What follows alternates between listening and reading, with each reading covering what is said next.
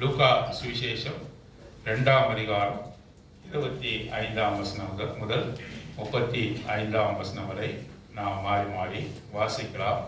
அப்பொழுது சிமியோன் என்னும் பெயர் கொண்ட ஒரு மனுஷன் எருசலேமில் இருந்தான். அவன் நீதியும் தேவபக்தியும் உள்ளவனாயும் இஸ்ரவேலின் ஆறுதல் வர காத்திருக்கிறவனாயும் இருந்தான். அவன் மேல் பரிசுத்தாவி இருந்தார்.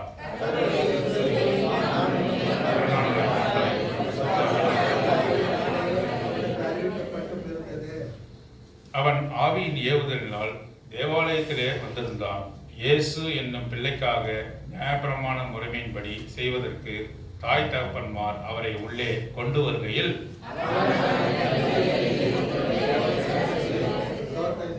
ஆண்டவரே, உமது வார்த்தையின்படி உமது அடியேனை இப்பொழுது சமாதானத்தோடு போக விடுகிறீர்.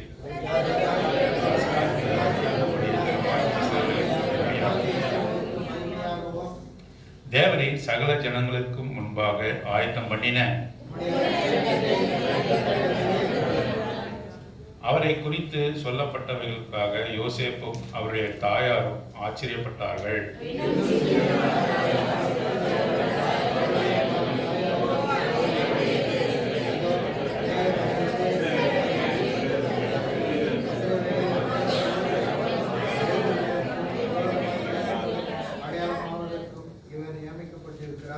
உன் ஆத்மாவையும் ஒரு பட்டயம் உருகி போகும் என்றார். தேவந்தாமே இந்த வசனங்களை ஆசீர்வதித்து நம் அனைவரோடும் கூட பேசுவாராக. ஆண்டவராக இயேசு கிறிஸ்து 2025 ஆண்டுகளுக்கு முன்பாக இந்த உலகத்திலே அவர் வந்தார் என்று சொல்லி நாம் பாருங்க. அவர் வந்த சமயத்தில் அநேக பாட்டுகள் பாடப்பட்டது. Many songs were sung during our Lord's advent into this world. When our Lord took the form of flesh, many songs were sung. It was recorded in Luke Gospel chapter 1 and Luke Gospel chapter 2. ஆகவே அவர் இந்த உலகத்திலே வந்தபொழுது அநேக பாடல்கள் பாடப்பட்டது. அவையெல்லாம் லூக்கா சுவிசேஷம் 1ஆம் அதிகாரம், லூக்கா சுவிசேஷம் 2ஆம் அதிகாரத்திலே அதெல்லாம் எழுதப்பட்டிருக்கிறது. பார்க்கும்பொழுது எலிசபெத் தேவனை ஆராதித்து, யோவானின் தாயாராகிய எலிசபெத் பாடின பாடல் காணப்படுகிறது.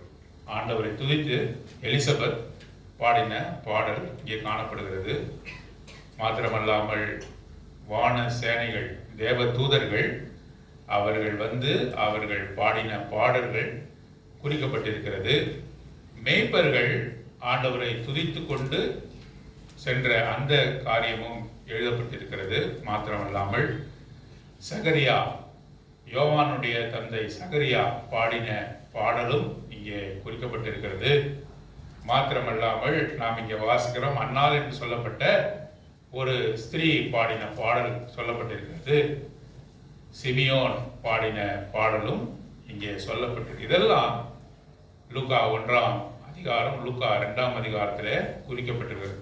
There were many songs recorded in Luke Gospel 1 and 2. ஆகவே நம்ம இங்கே பார்க்கிறோம், in Luke Gospel chapter 2 verse 25 and to 35 the song of Simeon was recorded. இங்கே சிமியோனுடைய பாடலானது இங்கே குறிக்கப்பட்டிருக்கிறது என்று சொல்லி பார்க்கிறோம். இந்த சிமியோனை குறித்து நாம் தியானிக்கும் பொழுது, when we meditate upon the man Simeon here, நம்ம பார்க்கிறோம், he was about to go to heaven.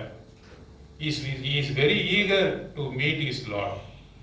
பாருங்க, அவன் சொல்லும் பொழுது சொல்கிறான், 29வது வசனம், ஆண்டவரே, உமது வார்த்தையின்படி உமது அடியேனை இப்பொழுது சமாதானத்தோட போக விடுகிறேன். நான் இப்பொழுது உம்மிடத்திலே வர வேண்டும். ஒவ்வொரு விசுவாசினுடைய ஏக்கம் என்னவாக இருக்க வேண்டும்? ரட்சிக்கப்பட்ட பிறகு நல்லா சொத்து சம்பாதிக்கணும், நல்ல வேலைக்கு போகணும், நான் கையின் பிரயாசத்தை நல்லா சாப்பிடணும், அல்லது ஓடி ஆடி உழைக்கணும், எனக்கு என்னுடைய சரீரத்துக்கு நல்ல பலன் தேவை, என் சரீரத்தை நல்லா பில்டப் பண்ணணும், அல்லது எனக்கு தங்கமும் வைரம் வைடூரியங்கள் நான் சேகரித்து கொள்ளணும், நான் மதிப்பாக வாழ வேண்டும் இந்த உலகத்தில். இதெல்லாம் ஒரு விசுவாசிக்கு அது அருகதையற்ற காரியமாக காணப்படுது. அவனுடைய நோக்கம் அதுவல்ல. இதெல்லாம் கொடுக்கிறார்.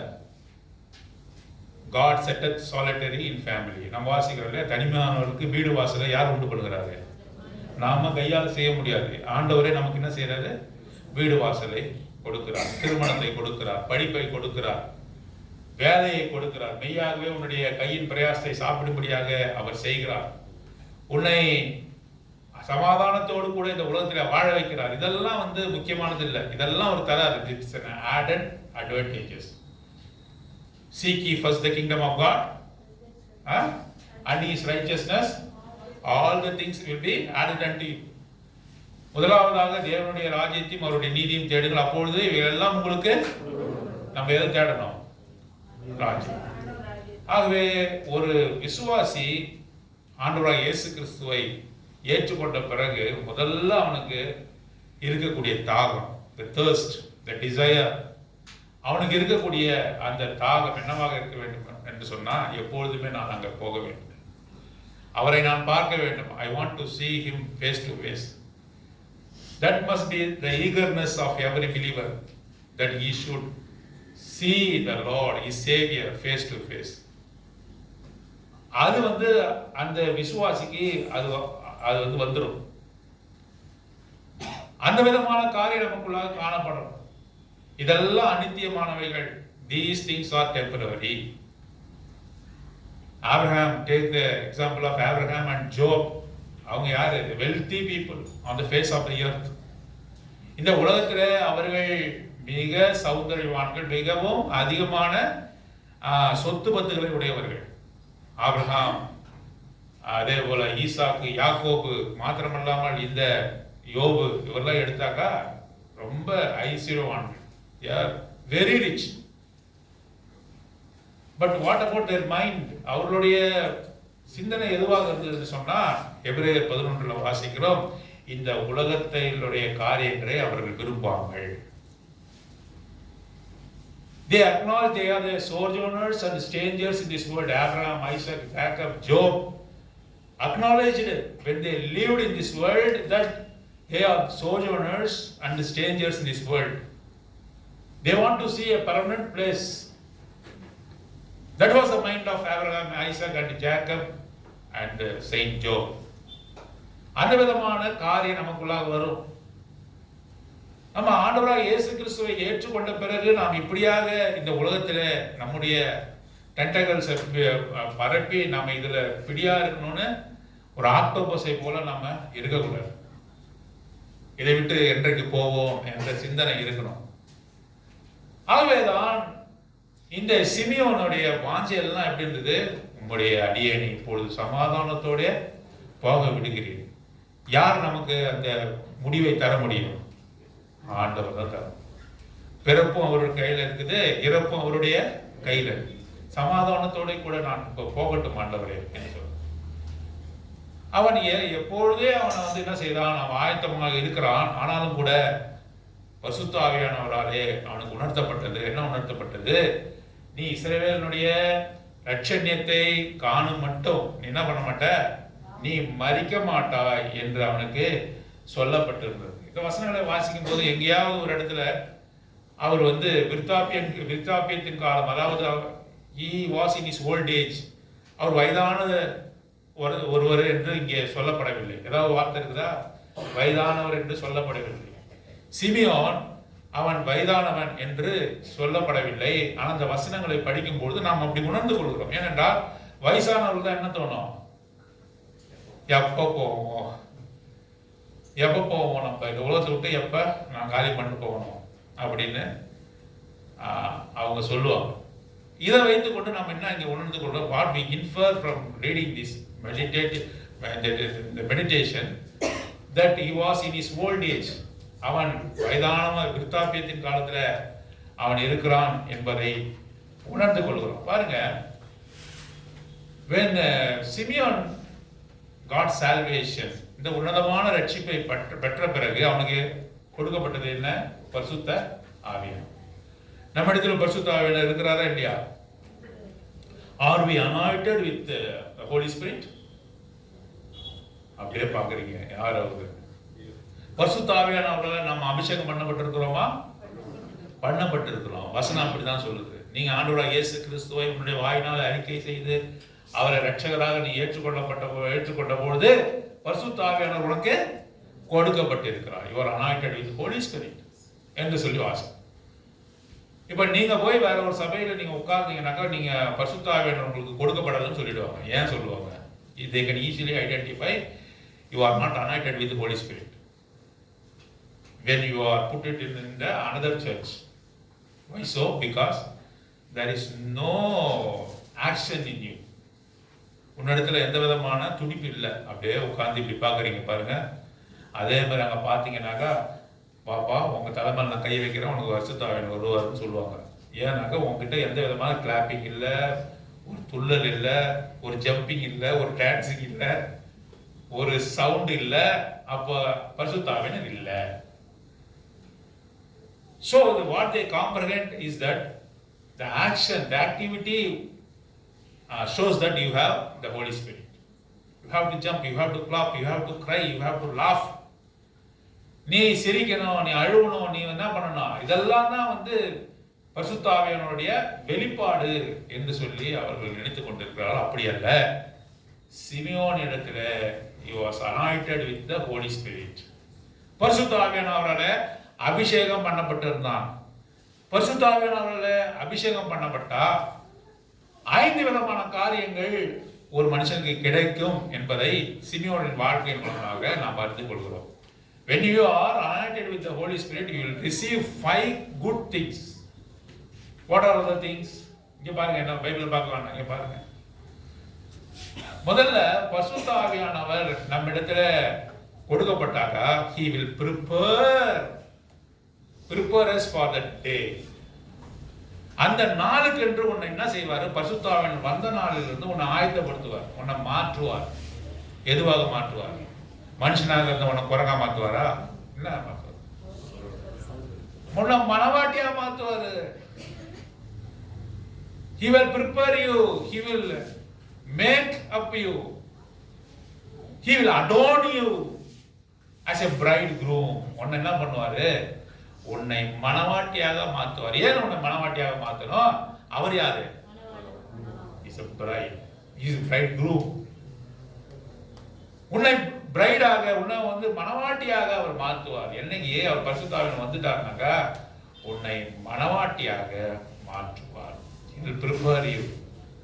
நாம இங்க பார்க்கிறோம், சிமியோனை அந்த நாளுக்கென்று தேவனை தரிசிக்கும்படியாக ஒவ்வொரு நாளும் என்ன பண்ணாரு? அவனை மாற்றினார். ஏன்? அப்பொழுதுதான் அவரை தரிசிக்க முடியும். ஆண்டவராகிய இயேசு கிறிஸ்துவை அப்பொழுதுதான் நீ என்ன பண்ண முடியும்? நீ தரிசிக்க முடியும். What is the work of the Holy Spirit? He will make you, he will prepare you to receive the Lord,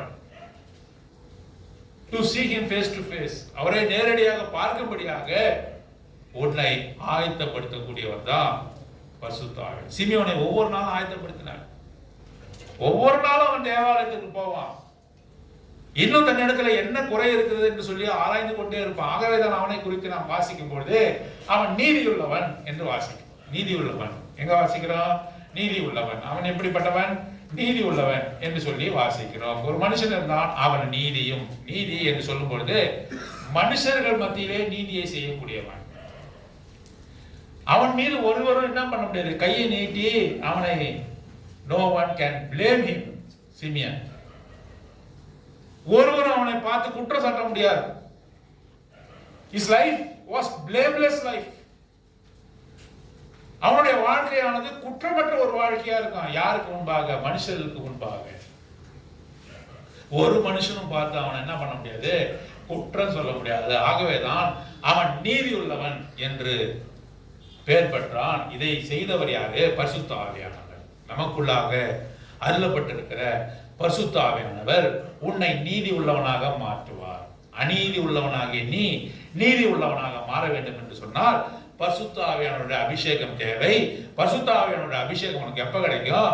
நீ உன் வாயினாலே உன் பாவத்தை அறிக்கை செய்து ஆண்டவராகிய இயேசு கிறிஸ்துவை நீ சொந்த ரட்சகராக ஏற்றுக்கொள்ளும் பொழுது அநீதி உள்ள நீ நீதி உள்ளவனாக மாறுவாய். மனுஷர்களுக்கு முன்பாக நீதி. இரண்டாவது காரியத்தை பார்க்கும்போது தேவபக்தி, devout man என்று வாசிக்கிறோம். First of all, he was a just man. இரண்டாவதாக நாம பார்க்கும்போது he was a devout man. அதாவது தேவபக்தி உள்ளவர். தேவன் என்னென்னலாம் சொல்றாரோ அதெல்லாம் அவருடைய வாழ்க்கையில காணப்பட்டது. He followed all the commandments of the Lord. When you love me, you will obey my commandments என்று சொன்னார். என்னை நீ நேசிக்கிறாயா, அப்பொழுது என்னுடைய கற்பனைகளுக்கு கீழ்ப்படிவாயாக என்று சொல்லப்பட்டது. ஆகவே he obeyed the commandments of the Lord. அதுதான் தேவபக்தி உள்ளவன். மனுஷர்கள் மத்தியிலே நீதியை செய்கிறான், மனுஷர்களுக்குள்ளாக நீதிமான் என்று போற்றப்படுகிறான். இரண்டாவதாக தேவபக்தி உள்ளவனாக மாற்றுகிறான். பரிசுத்தாவினுடைய வேலை என்ன? அவர் தேவபக்தி உள்ளவனாக உன்னையும் என்னையும் மாற்றக்கூடியது பரிசுத்த ஆவியானவருடைய வேலையாக இருக்கிறது. பாருங்க, மூன்றாவதாக நாம் பார்க்கும் பொழுது இஸ்ரவேலினுடைய ஆறுதல் வருவதற்காக காத்திருக்கு, பொறுமையா இருக்கும்படியாக பரிசுத்த ஆவியானவர் கற்றுத்தருவார். எல்லா விதத்திலும் என்ன பண்ணுவாங்க? பரிசுத்த ஆவியானவருடைய அபிஷேகம் பெற்றவர்கள் எப்படி இருப்பாங்க?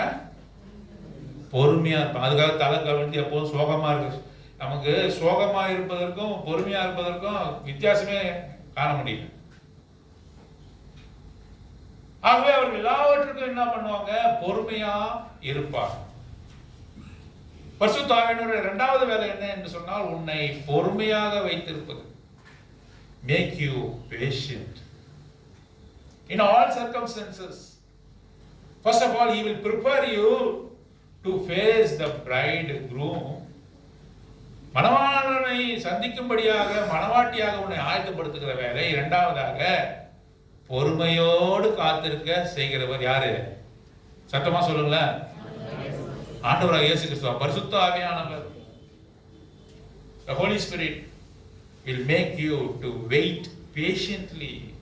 பொறுமையா காத்திருக்க, எல்லாவற்றையும் சகிக்கும்படியாக, எல்லாவற்றையும் பொறுமையா இருக்கும்படியாக. சிமியோனுக்கு சொல்லப்பட்டது, நீ சாவதற்கு முன்பாக ஆண்டவருக்கு தரிசிப்பாயின்னு சொல்லப்பட்டது. உடனடியா மறுநாளே ஆண்டவர் வந்துட்டாரு அந்த தேவாலயத்துக்கு. எவ்வளவு நாள் காத்திருந்தான்னு சொல்லப்படவில்லை. எவ்வளவு நாள் அவன் காத்திருந்தான்? How long he waited to see our Lord Jesus Christ? It is not mentioned. He waited patiently. அவன் பொறுமையோடு கூட காத்திருந்தான். இரண்டாவதாக ஆண்டவர் தரக்கூடிய காரியம் பொறுமையை உன்னுடைய வாழ்க்கையில கொடுப்பார். பரிசுத்த ஆவியானவர் குதிக்கிறது, ஆடுறது, சத்தம் போறதும் இல்ல. அவர் பொறுமையை கொடுக்கிறார், உன்னை ஆயத்தப்படுத்துகிறார் என்று சொல்லிப்பார். மூன்றாவதாக பரிசுத்த ஆவியானவருடைய வேலை என்ன? To guide you. உன்னை என்ன செய்யறாரு? வழி நடத்துகிற பரிசுத்த ஆவியானவர். He will guide you the exact place, the exact location, the exact timing of our Lord. பாருங்க, அவருடைய பெற்றோர் யோசேப்பு மரியாளும் ஆண்டவராக இயேசு கிறிஸ்துவை சில முறைமைகளை செய்யும்படியாக தேவாலயத்துக்குள்ளாக கொண்டு வருகிறார்கள். அந்த நேரம் காலம் சிமியோனுக்கு தெரியுமா? சிமியோனுக்கு தெரியாது. பரிசுத்த ஆவியானவர் ஏவுதல் இல்லாமல் he will not be guided. சிமியோனை அந்த இடத்திற்கு எக்ஸாக்ட் லொகேஷன், எக்ஸாக்ட் டைமிங்க்கு கொண்டு வந்தார். பாருங்க, எருசலேமில் இருக்கக்கூடிய தேவாலயத்திற்கு அநேக குழந்தைகள் வந்து இருக்கக்கூடும். ஏன்?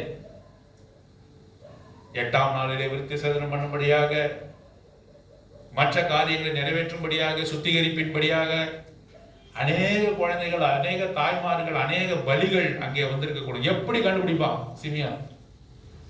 பரிசுத்த ஆவியானவர் வழி நடத்தினாதான் என்ன பண்ண முடியும்? நீ ஆண்டவரே தெரிஞ்சுக்க முடியும். He guided you very well. சரியான நேரத்திலே, சரியான இடத்திற்கு, சரியான ஒரு இடத்திலே கொண்டு போறவர் யாரு? பரிசுத்த ஆவியானவர். First of all, he prepare you. Secondly, he made you to wait. Thirdly, he will guide you to the Lord. இன்றைக்கு உங்களை ஆண்டவருக்குள்ளாக கொண்டு வந்திருக்கிறார். அவர் தான் உங்களை ஆளுகை செய்கிறார். அவர் தான் உங்களை ஆயத்தப்படுத்துகிறார். எதற்காக ஆயத்தப்படுத்துகிறார்? அவரை நீங்கள் காணும்படியாக, அவரை காணும்படியாக அவர் தான் உங்களை ஆயத்தப்படுத்துகிறார். மூன்றாவதாக நாம் பார்க்கும்பொழுது, நான்காவதாக நாம் பார்க்கும்பொழுது பாருங்க, அவனை கொண்டு வந்தார். அவன் அவரை தன் கைகளில் ஏந்தி கொண்டு தேவனை ஸ்தோத்தரித்து. எவ்வளவு பெரிய காரியம் பாருங்க. பெற்றோர்களிடத்திலே ஆண்டவராக இயேசு கிறிஸ்து இருக்கிறார், குழந்தையாக இருக்கிறார். சிமியோனை பரிசுத்தாவியை நடத்துகிறார். அதெல்லாம் நீங்க கற்பனை செஞ்சு பாருங்க. எனக்கு டைமே போல பிரதர், எனக்கு டைமே போல. எப்பொழுதுமே செல்போன் பார்த்துருக்கீங்கன்னா நான் எப்படி தான் டைம் போவோம்? இதை படித்த உடனே நான் கற்பனை உலகத்துக்கு போயிடுவேன். கற்பனை உலகம். மோசே அங்கே மவுண்ட் மோரியாவில் ஏறினான் என்று சொல்ல, நெபோவில் ஏறினான் என்று சொல்லும்போது நானும் அவன் கூட ஏறுவேன். எவ்வளவு ஆனந்தமான காட்சி. யோசுவா அங்கே யோர்தான் நதி கடக்கலாம் என்று சொல்லும்போது அந்த கற்களை எடுத்துக்கொண்டு 12 கற்களை கரையிலே வைக்கிறார்கள், 12 கற்களை நதியிலே அங்கு நடுகிறார்கள் என்று சொல்லும்போது நானும் ஒரு ஆளை படிப்பேன். இதெல்லாம் எப்படி உங்களுக்கு தெரியும்னாக்க, நீங்க அதை நீங்க சொல்றோமா அங்கிள் அடிக்கிற ஐஸ்கிரீம் மாதிரி அதை படிக்கணும். இப்பொழுது நம்ம எங்க போறோம்? தேவாலயத்திலே அவருடைய பெற்றோர்கள், அநேக பெற்றோர்களோடு கூட அவர்களும் போய் நிற்கிறார்கள். There is no uniqueness in Lord Jesus Christ at that time. There is no speciality. அவருக்கு ஏதாவது வாங்க, அப்போ அங்கே இருக்கக்கூடிய பிரீஸ்டுக்கெல்லாம் தெரிஞ்சிருச்சா இவர் தான் உலக ரட்சகர் வந்துட்டாரு, எல்லாம் நவருங்க, எல்லா பெற்றோர்களும் நவருங்க, அவர் உள்ள அனுப்புங்கன்னு சொன்னாங்களா? இல்லை. ஆயிரக்கணக்கானவர் வந்திருக்க கூடும், நூற்றுக்கணக்கானவர் வந்திருக்க கூடும். அங்கே ஆண்டவராக இயேசு கிறிஸ்துவை இந்த 7 தம்பதி யோசேப்பும் மரியாளும் அழைத்து கொண்டு போய் அவர்களில் ஒருவராக நின்றிருக்க முடியும். There is no speciality in him until and unless the Holy Spirit guides you unto him. அவர் பரிசுத்த ஆவியானவர் உங்களை வழி நடத்தினால் வழியே நீங்கள் ஒரு நாள் அவரை கண்டுபிடிக்க முடியாது. அநேக பெற்றோர்கள் இருக்கிறார். ஆகவே சிமியோன் நேராக போகிறான், அவரை கையில் ஏந்துகிறான். கண்டேன் என் கண் குளிர இன்று, கண்டேன் என் கண் குளிர கொண்டாடும் விண்ணோர்கள் கோமானை கையில் ஏந்தி, கண்டேன் என் கண் குளிர கர்த்தனை இன்று, கண்டேன் என் கண் குளிர. மண்ணோர் இருள் போக்கும் மாமருமே, மண்ணோர் இருள் போக்கும் மாமணியை விண்ணோரும் விண்மணியை கண்மணியை விண்ணோர்கள் நிற்கும் விண்மணியை கண்மணி, கண்டேன் என் கண் குளிர கர்த்தனை இன்று, கண்டேன் என் கண் குளிர. எவ்வளவு சந்தோஷமாக அவன் இந்த பாடலை பாடியிருக்க கூடும். கண்டேன், பார்த்துட்டேன். சந்தோஷமாக அவரை கையில் ஏந்தக்கூடிய பாக்கியத்தை பரிசுத்த ஆவியானவர் அங்கே இந்த சிமியோனுக்கு கொடுத்தார். கையில் ஏந்தது மாத்திரமல்ல, அங்கே ஆராதிக்கும்படியாக அங்க நம்ம வாசிக்கிறோம், தேவனை ஸ்தோத்தரித்து. In verse 28 he worshipped the Lord. அங்கே தேவனை ஸ்தோத்தரிக்கும்படியாக பரிசுத்த ஆவியானவர் யாரை ஏவுகிறார்? சிமியோன். பரிசுத்த ஆவியானவர் உன்னை ஏவவில்லை என்று சொன்னால் நம்ம ஆண்டவரை ஆராதிக்க முடியும். பரிசுத்த ஆவியானவருடைய வேலையை பாருங்க. அவர் என்ன செய்யறார்? முதல்ல நம்ம ஆயத்தப்படுத்துகிறார். இரண்டாவதாக என்ன செய்யறாரு? பொறுமையாய் காத்திருக்கும்படி செய்கிறார். மூன்றாவதாக என்ன செய்கிறாரு? அவரிடத்திலே நம்மை வழி நடத்துகிறார். நான்காவதாக என்ன செய்யறாரு? அவரை ஆராதிக்கும்படியாக செய்கிறார். He made us to worship him. பாருங்க, அவரை ஆராதிக்கும்படியாக செய்கிறார். எவ்வளவு சந்தோஷமா இருந்திருக்கும் பாருங்க. அது மாத்திரமல்ல, நம்ம தொடர்ந்து வாசிக்கிறோம், ஆண்டவரே உமது வார்த்தையின்படி உமது அடியேனை இப்பொழுது சமாதானத்தோடு கூட போக, நான் சமாதானத்தோடு கூட போக விடு. அப்படின்னா என்ன? ஒரு மனுஷன் சாகும்போது எப்படி சாகணும்? அலறி துடிச்சு, ஐயோ என் குடும்பத்தை விட்டுட்டு போறேனே, அங்க பிசாசு வந்து நிற்கிறானே. சில பேருடைய மரணங்கள்லாம் எப்படி இருக்குது? ஐயோ நான் இருளை பார்க்கிறேன்.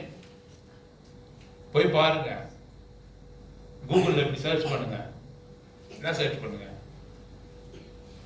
the famous men, greatest men, what they uttered, the last words, அவங்க சொன்ன கடைசி வார்த்தை என்ன என்று சொல்லி போய் போட்டுப்பா. சில பேர் நான் அலறி துடித்து மறித்திருக்கிறார்கள். ஐயோ பெரிய இருளை நான் காண்கிறேன்.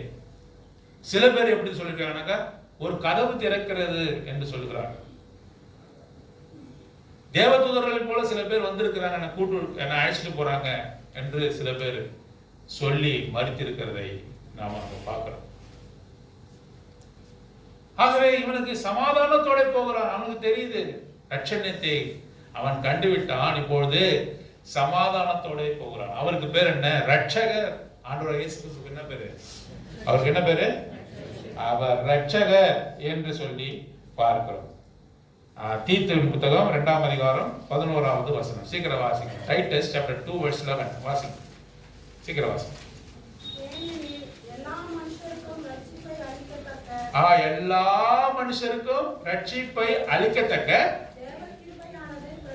பிரசன்னமானது. God's grace appeared so that every people can receive, can be saved. ரட்சணியம், ரட்சிப்பு அங்கே வெளிப்பட்டது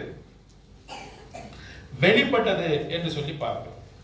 சங்கீதம் புத்தகம் 3ஆம் அதிகாரம் 8ஆம் வசனம், Psalms chapter 3 verse 8, the salvation belongeth unto the Lord என்று வாசி. ரட்சிப்பு யாருடையது? கர்த்தருடையது என்று வாசிக்கிறோம். 1 Thessalonians chapter 5 verse 9, 1 தெசலோனியர் 5ஆம் அதிகாரம் 9ஆம் வசனம் வாசிங்க. சீக்கிரம் வாசிங்க. தேவன் நம்மை கோபாக்கினைக்கு என்று நியமிக்காமல் நம்முடைய கர்த்தராகிய இயேசு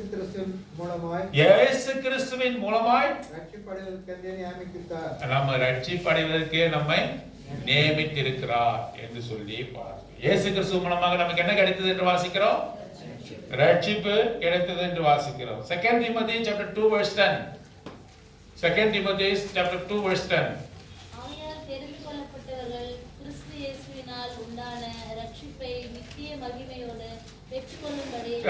கிறிஸ்து இயேசுவுக்குள்ளாக இருக்கக்கூடிய ரட்சிப்பு. கிறிஸ்து இயேசுவுக்குள்ளதான் ரட்சிப்பு. அவர்தான் ரட்சிப்பு, அவர்தான் ரட்சண்யம் என்று சொல்லி நாம வாசிக்கிறோம். எபிரேயர் 5ஆம் அதிகாரம் 9ஆம் வசனம். Hebrews chapter 5 verse 9 வாசிங்க. எபிரேயர் 5:9. பூரணர் ஆன பிறகு ஆண்டவர் இயேசு கிறிஸ்துவை குறித்து சொல்கிறது. பூரணர் ஆன பிறகு யாவரும் eternal salvation, those who believe him should receive eternal salvation. He is perfect. அவர் பரிபூர்ணராக இருந்தார். ஆகவே இந்த பரிபூர்ண ரட்சிப்பை, நித்திய ரட்சிப்பை நமக்கு கொடுக்கும்படியாக இந்த ரட்சண்யமானது நமக்கு வெளிப்பட்டது. Salvation cometh through the Jews. யூதர்களுக்கு வழியாக ரட்சிப்பு வருகிறது என்று ஆண்டவராகிய இயேசு கிறிஸ்து யோவான் சுவிசேஷம் 4ஆம் அதிகாரத்திலே சொல்கிறார். ரட்சிப்பு யூதர் மூலமாக வருகிறது. யூத குலத்திலே அவர் வந்தார். ஆண்டவராகிய இயேசு கிறிஸ்து வந்தார், ரட்சண்யமாக வந்தார், ரட்சிப்பை கொடுக்க வந்தார். அவர் மூலமாகத்தான் ரட்சிப்பு என்று நாம் இங்கே பார்க்கிறோம். ஆகவே இந்த ரட்சிப்புக்காக சொல்லி முடியாததும் வெளியேறப்பட்டதுமான ரட்சிப்பாக இது இருக்கிறது. என்ன சொல்லுவோம் இந்த ரட்சிப்பை குறித்து?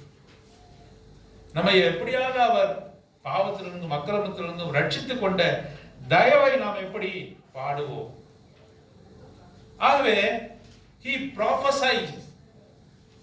அவன் என்ன செய்கிறான்? தீர்க்க தரிசனமாக பல காரியங்களை சொல்லுகிறான். பரிசுத்த ஆவியானவர் ஒரு மனுஷனுக்குள்ளாக வந்தால் அவன் தீர்க்க தரிசனம் சொல்லுவான். தேவனுடைய வார்த்தையை மற்றவர்களுக்கு சொல்லுவான். இதுதான் 5வது காரியம். பரிசுத்த ஆவியானவர் வந்தா நம்ம என்ன செய்வோம்? தேவனுடைய வார்த்தையை மற்றவர்களுக்கு சொல்லுவோம். We will prophesy the word of God to other people. what we will do when we are anointed with Holy Spirit? First of all, the Holy Spirit will prepare us. முதல்ல என்ன செய்வாரு பரிசுத்த ஆவியானவர்? நம்மை ஆயத்தப்படுத்த. இரண்டாவதாக என்ன செய்வாரு? பொறுமையோடு எல்லாவற்றுக்காகவும் ரட்சணத்திற்காக காத்திருக்கும்படி செய்கிறார். மூன்றாவது, he will guide us. அவர் வழி நடத்துகிறார். எங்க வழி நடத்துறாரு? ஆட்டுக்குட்டிகா? ராஜ்யத்திற்கா? ஆண்டவராக இயேசு கிறிஸ்து நடத்திலே. ஆண்டவராக இயேசு கிறிஸ்து நடத்திலே சிமியோன் வழி நடத்தப்பட்டார். பரிசுத்த ஆவியானவர் நமக்குள்ளாக இருந்தால் இயேசு கிறிஸ்துவுக்கு நேராக அவர் வழி நடத்துவார். அடுத்த காரியம் என்ன?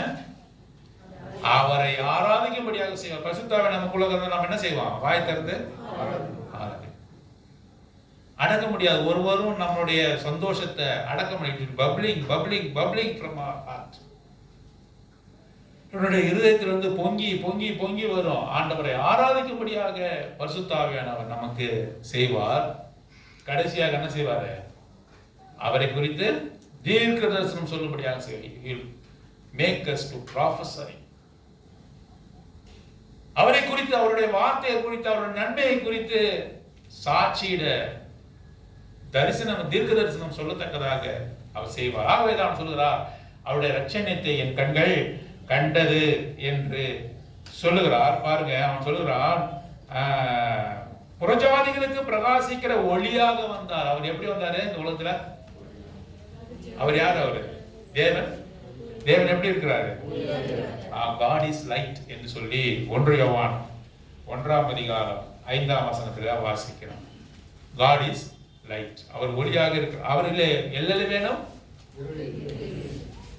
அவர்கிட்ட இருள் நெருங்க முடியுமா? அவர்கிட்ட இருள் நெருங்க முடியுமா? சரி, இதுக்கு ஒரு உதாரணம் நான் சொல்றேன். உலகத்துல எவ்வளவு இருட்டு இருக்கு கற்பனையை நினைச்சீங்க. இந்த உலகம் முழுவதுமா இருட்டா இருக்கு. அப்ப இந்த உலகம் முழுவதுமா இருட்டாக அவருடைய பவரை பாருங்க. the power of darkness. இந்த உலகத்துல லைட்டே இல்லை. இந்த உலகத்துல ஒரு வெளிச்சமும் இல்லை. சூரியன் இல்லை, சந்திரன் இல்லை, செயற்கையாக ஏற்றப்பட்ட எந்த விளக்கும் இல்லை. there is no artificial light. the entire world is in darkness. எவ்வளவு பவர் இருக்கும் பாருங்க. the power of darkness. ஒரே ஒரு கேண்டில் எடுத்து நீங்க கொளுத்தி வைக்கிறீங்க. அப்ப இந்த உலகத்தில் உள்ள எல்லா டார்க்னஸும் அந்த போய் அந்த விளக்க அழைச்சிட முடியுமா? கற்பனை பண்ணி பாருங்க. காற்று வேணா அந்த விளக்க அணைக்கலாம். இந்த இருள் வெளிச்சத்தை அணைக்க முடியுமா? அது உலகம் முழுவதும், அந்த உலகத்தையே எடுத்துக்கணும், உலகம் முழுவதுமா இருளா இருக்கிறது. அது ஒரு கேண்டிலை நீங்க ஏற்றுவதற்கு தடையா இருக்க முடியுமா? காற்று வேணா தடையா இருக்கலாம், இருள் தடையா இருக்க முடியுமா? ஒரு நாள் அந்த கேண்டில் எரியும். அது இந்த இருளானது இந்த உலகம் முழுவதும் பரவி இருந்தாலும் அந்த வெளிச்சத்தை மேற்கொள்ள முடியாது. It will not overcome the light of the candle.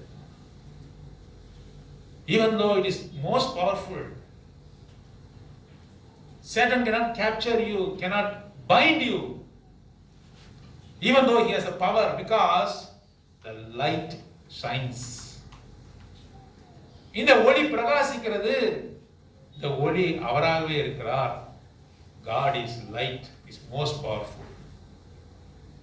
The light may be feeble and fragile. அது மங்கி எரிகிற திரியாகமா இருக்கக்கூடும். அதை ஒரு நாள் ஆண்டவர் அணைப்பதில்லை. பிசாசுக்கு நம் மீது அதிகாரமே இல்லை என்று சொல்லி நாம வாசிக்கிறோம். யாக்கோபு 1ஆம் அதிகாரம் 17வது வசனத்துல வாசிக்க வேண்டிய அவசியம் இல்லை. the father of lights என்று போடப்பட்டிருக்கு. அவர் ஜோதிகளின் பிதா. எந்த நல்ல ஈவுகளையும் பரலோகத்திலிருந்து அவர் நமக்கு கொடுக்கிறார். யார் அவர்? ஜோதிகளின் பிதா, father of lights என்று வாசிக்கிறோம்.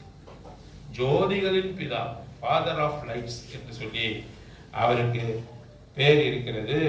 மாத்திரமல்லாமல் 1 தீமோத்தேயு 6ஆம் அதிகாரம் 16வது வசனத்துல dwelling in the light என்று வாசிக்கிறோம். வெளிச்சத்திலே வசிக்கிறவர்கள் என்று சொல்லி வாசிக்கிறோம். நாம முதல்ல எங்க இருந்தோம்? இருளிலே இருந்தோம். இருள இருந்தோமா? எப்படி இருந்தோம்? நம்ம இருளிலே இருந்தோம். நம்ம எங்க கொண்டு வந்தார்? வெளிச்சமா? ஆச்சரியமான ஒளியின் இடத்திலே இருள் இருந்தாங்க, வெளிச்சத்துக்கு கொண்டு. அப்படி கிடையாது. from the darkness into the marvelous light.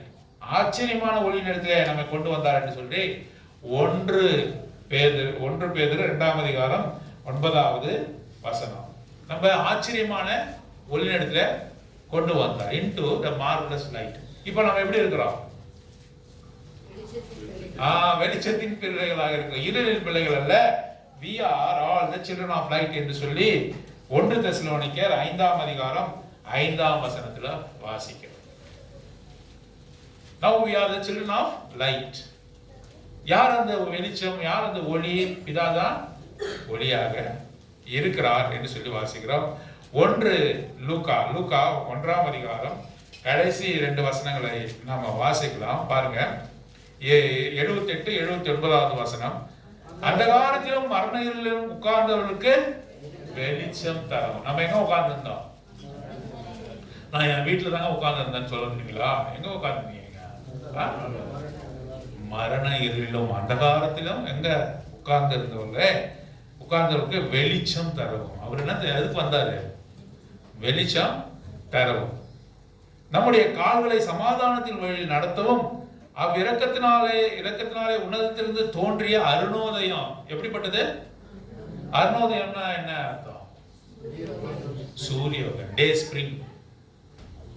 12 மணி வெயில்ல நம்மளால நடக்க முடியாது. ஏன் நடக்க முடியாது? ஒருவேளை வின்டர் காலத்துல நம்ம நடக்கலாம். இந்த மாதிரி டிசம்பர் காலத்துல 12 மணி வெயில்ல நடக்கலாம். ஏன்னா லேசான குளிர் கூட நமக்கு இருக்கும், கதகதப்பா இருக்கும். அதே மே மாசம் அந்த ஹாட் சம்மர்ல can we go out in the afternoon? போக முடியுமா? போக முடியாது. ஏன் போக முடியாது? உக்கிரமான சூரியன்.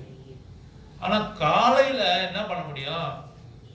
சூரியனை பார்க்கும்படியாக அநேகர் கடற்கரைக்கு போகிறார்கள். இங்க இருக்கிறது கன்னியாகுமரி, கேப்குமரி. அங்க போனாக்க என்ன எல்லாரும் எதுக்கு போறாங்க? காலையில இருந்துச்சு சூரிய உதயத்தை பார்க்க முடியாது. அது எப்படி இருக்கும்? இளம் சூரியன். எப்படி? உதய சூரியன். டிஎம்கேவா நினைச்சுக்காங்க. உதய சூரியன், அருணோதயம், டே ஸ்பிரிங். அதை என்ன பண்ணலாம்? நேரா கண்ணை கொண்டு அதை பார்க்கலாம், அதை அனுபவிக்கலாம். அந்த கதகதப்பை நம்மால அனுபவிக்க முடியும். உக்கிரமான சூரியனை அனுபவிக்க முடியாது. அநேகர் இன்னும் கூட வாழ்க்கையில ஒரு தடவையாச்சும் போய் அந்த சூரிய உதயத்தை பார்க்காதவங்க எவ்வளவு பேர் இருக்கிறாங்க. ஏன்? நாளெல்லாம் தூக்கம். ஒரு நாள் கூட அதை அனுபவிக்கலாம். போய் பாருங்க, கடற்கரையோர் நின்று பாருங்க, சூரிய உதயத்தை பாருங்க. எவ்வளவு அழகாக, நேர்த்தியாக, எவ்வளவு கதகதப்பாக. அதுக்கான அருணோதயம் வந்தது நமக்கு. அவர் சுட்டெரிக்கும் சூரியனாக வரல. எப்படி வந்தார்? நமக்கு அருணோதயமாக வந்தார். கதகதப்பை கொடுக்கும்படியாக, நம்மை அரவணைக்கும்படியாக. அந்த காலத்துல இருந்த நாம் ஆச்சரியமான இந்த ஒளிநடத்துல அவர் கொண்டு வந்தார் என்று சொல்லி பார்க்கிறோம். ஆகவேதான் ஆண்டவரே, உங்களுடைய வார்த்தையின்படி உமது அடியனை போல் சமாதானத்தோட போகிறீர். 30ஆம் வசனம். புறஜாதிகளுக்கு பிரகாசிக்கிற ஒளியாக உம்முடைய ஜனமாகிய இஸ்ரவேலுக்கு மகிமையாக வந்தார். இஸ்ரவேலுக்கு மகிமையாக அவர் வந்தார். உம்முடைய ரட்சணத்தை என் கண்கள் கண்டது. அவரை குறித்து சொல்லப்பட்டவர்களுக்காக யோசேப்பும் அவருடைய தாயாரும் ஆச்சரியப்பட்டார்கள். மாத்திரமல்ல, அவர் பிறகு என்ன சொல்றாரு? பின்னும் சிமியோன் அவரை ஆசீர்வதித்து அவருடைய தாயாராகிய மரியாதை நோக்கி, இதோ அநேகருடைய இருதய சிந்தனைகள் வெளிப்படத்தக்கதாக இஸ்ரவேலின் அநேகர் விழுகிறதற்கும் எழுந்திருக்கிறதுக்கும் விரோதமாக பேசப்படும் அடையாளமாகவும் இவர் நியமிக்க. அப்படி என்ன அர்த்தம்? அவர் வந்துட்டார். ஆண்டவராகிய இயேசு கிறிஸ்து வந்துட்டார். உன்னை அவர் ஏத்துக்கணும், இல்லைன்னா என்ன பண்ணணும்? நீ நரகத்துக்கு போ. ரெண்டுக்கு நடுவான ஒரு காரியமே இல்லை. There is no place in between. You should accept Lord Jesus Christ or you must reject Him. நான் ஏத்துக்காம இருப்பேன், நான் ஏத்துக்கிற மாதிரி இருப்பேன், ஏத்துக்காத மாதிரி இருப்பேன், வெதுவெதுப்பா இருப்பேன் அப்படின்னா செய்ய முடியாது. நீ அவரை ஏற்றுக்கொள்ள வேண்டும், இல்லை என்றால் அவரை நீ புறக்கணிக்க வேண்டும். அவர் வந்துட்டார். ஆகவேதான் சொல்றாரு, அநேகருக்கு சந்தோஷத்தை கொடுக்கும். ஆண்டவராகிய இயேசு கிறிஸ்து வந்தது அநேகருக்கு சந்தோஷம் கொடுக்கும். அநேகருக்கு என்ன பண்ணாது? வருத்தத்தையும் சஞ்சலத்தையும் பயத்தையும் கொடுக்கும். என்னோடு இராதவன் என்னோடு இராதவன் யார் அவன்? நான் அப்படியே விட்டுடுவேன்னு சொன்னாரா? எனக்கு என் கூட இல்லாதவன நான் மன்னிச்சு விட்டுடுவேன்னு சொன்னாரா? ஒருபோதும் கிடையாது. என்னோடு இராதவன் நான் என்ன செய்வேன்? எனக்கு யார் அவன்? எனிமி. ஆண்டவராகிய இயேசு கிறிஸ்துவை நீ ஏற்றுக்கொள்ளனாக்கா நீ யார்? நீ நான் சாதாரண ஒரு மனுஷங்கன்னு சொல்ல முடியாது. ஆண்டவராகிய இயேசு கிறிஸ்துவை நீ ஏற்றுக்கொள்ளவில்லை என்று சொன்னா நீ யார்? நீ அவருக்கு விரோதி. தொடர்ந்து வாசிங்க. என்னோடு சேர்க்காதவன் சிதறடிக்கப்படுகிறான். என்கிட்ட நீ சேர்க்கப்படலன்னு சொன்னாக்க நீ என்ன பண்ணப்படுவ? சிதறடிக்கப்படுவ. என்னோடு இராதவன் எனக்கு பகையாளி. என்னோடு கூட நீ சேர்க்கப்படவில்லை என்று சொன்னா எனக்கு நீ சிதறடிக்கப்பட்டவனாக நீ காணப்படுவாய் என்று அவர் சொல்லுகிறார். பாருங்க, பிதாவானவர் அவருக்கு தந்தவர்கள் அவரை நோக்கி வருவார்கள் என்று சொல்லப்பட்டிருக்கிறது. ஆகவே சிமியோன் அங்கே தீர்க்கதரிசனமாக சொல்லுகிறார். அருணோதயம் வந்து விட்டது. அருணோதயம் உதித்து விட்டது. அந்த காலத்தில் இருக்கிற ஜனங்கள் பெரிய வெளிச்சத்தை காணும்படியாக அவர் வந்துவிட்டார். அந்த உலகத்தில் வந்து விட்டார். நீ அவரை ஒன்று ஏற்றுக்கொள்ள வேண்டும். இல்லை என்றால் அவருக்கு நீ எப்படிப்பட்டவனாக மாறுவாய்? விரோதியாக நீ மாறுவாய். நீ சேர்க்கப்படவில்லை என்று சொன்னால் நீ எப்படிப்பட்டவனாக மாற்றப்படுவாய்? சிதறடிக்கப்படுவாய். சிதறடிக்கப்பட்டு நீ துரத்தப்படுவாய். ஆண்டவராகிய இயேசு கிறிஸ்து அருணோதயமாக அவர் வந்துவிட்டார் என்று சொல்லி சிமியோன் இங்கே சொல்லுகிறதை நாம் பார்க்கிறோம். அவர் அருணோதயமாக மாத்திரமல்ல, நமக்கு ரட்சண்யமாக வந்தார். ரட்சிப்பை கொடுக்கும்படியாக அவர் வந்தார் என்று சொல்லி தீர்க்க தரிசனமாக அவன் சொல்லுகிற வார்த்தையை நாம பார்க்கிறோம். எவ்வளவு சந்தோஷமான காரியம்! ஒரு மனுஷனுக்கு பரிசுத்தாவினம் கொடுக்கப்பட்டிருந்தா அவன் தேவனை ஆராதிப்பான். கையிலேந்தி தேவனை ஸ்தோத்தரித்து என்று சொல்லி சிமியோனை குறித்து வாசித்தோம். அவரை கையிலேந்தினான், ஸ்தோத்தரித்தான். பரிசுத்தாவினம் கொடுக்கப்பட்டா அங்கே நேராக இயேசு கிறிஸ்துவின் இடத்திலே வழி நடத்தப்படும். பரிசுத்தாவினம் நமக்குள்ளாக இருந்தா நாம மணவாளனுக்கு என்று ஆயத்தப்படுவோம். பரிசுத்தாவினம் நமக்கு கொடுக்கப்பட்டிருந்தா அவருடைய வருகைக்காக நாம் பொறுமையாக எல்லா சூழ்நிலையிலும் நாம காத்து. பரிசுத்தாவினம் நமக்கு கொடுக்கப்பட்டிருந்தா ஆராதிப்பது மாத்திரமல்ல, தீர்க்க தரிசனம் சொல்லுவோம். தீர்க்க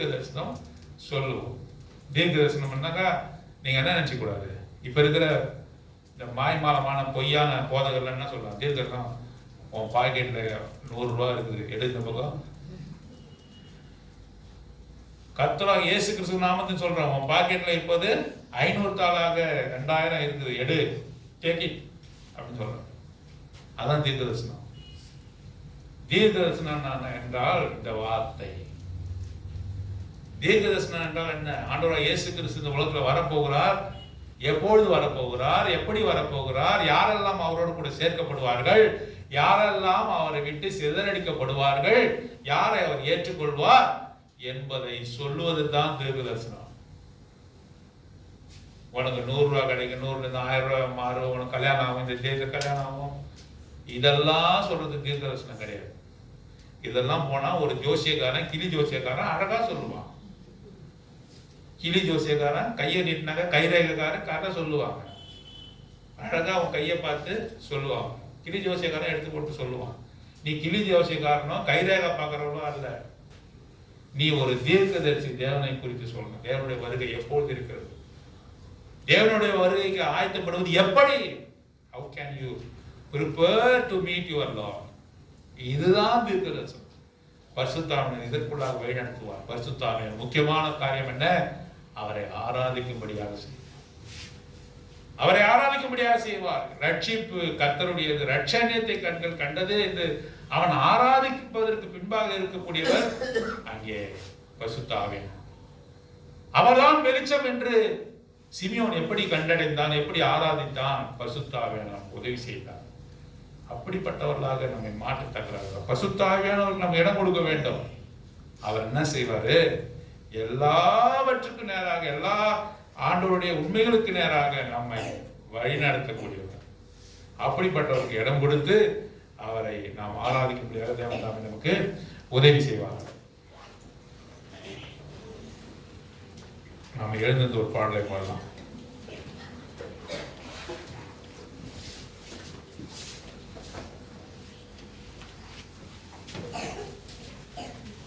நூற்றி 19வது பாடல் 190 பாடல்